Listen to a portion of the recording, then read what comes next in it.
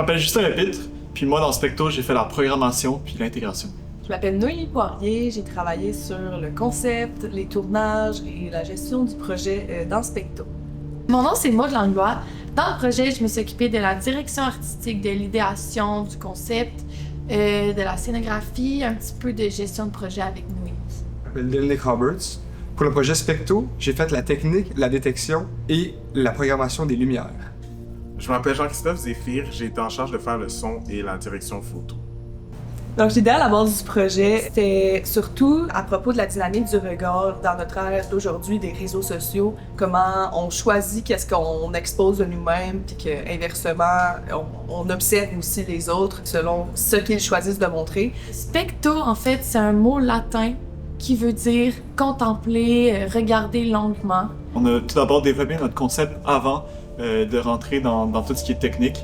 Donc ça fait qu'au final, on a un projet qui conceptuellement, il marche très bien. Puis techniquement, ça m'a permis de après ça, développer de nouvelles idées puis les ajouter par-dessus le concept. L'interactivité qui se fait sans qu'on le voit fait vraiment un parallèle avec notre concept qui est le voyeurisme et le fait d'observer les gens sans qu'ils sachent.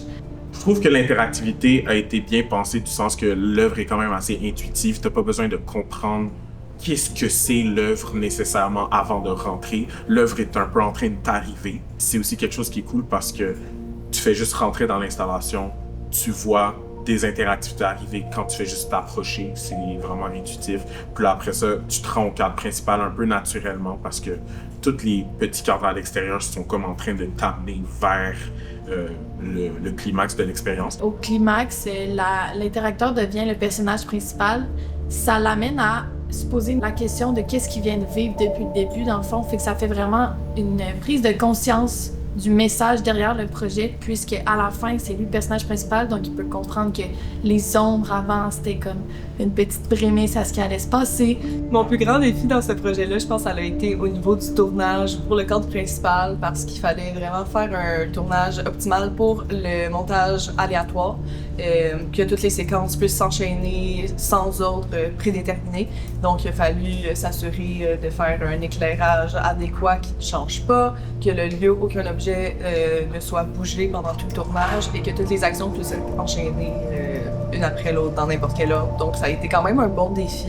Le plus gros challenge que j'ai eu, ça a été des problèmes avec le réseau. On a utilisé des Orbeck pour faire la détection qui passaient à travers un réseau qu'on n'avait pas nécessairement accès. À un certain moment, il fut le temps d'intégrer des choses, puis j'ai réalisé que peut-être que j'aurais pu optimiser certains processus pour les autres dans l'équipe, donc pour, disons, intégrer les vidéos ou intégrer le son. Donc, c'était de revoir comment j'ai fait toute la programmation, puis essayer de la rendre un peu plus simple à utiliser pour les autres. Ma partie préférée du projet, c'était vraiment la partie de climax, où est-ce qu'on voit tous les gros nuages de points sur le cadre principal, puis la personne est capable de se voir dans le cadre principal et dans les petits cadres à l'extérieur. Ça, je trouve que l'effet visuel est vraiment comme poignant.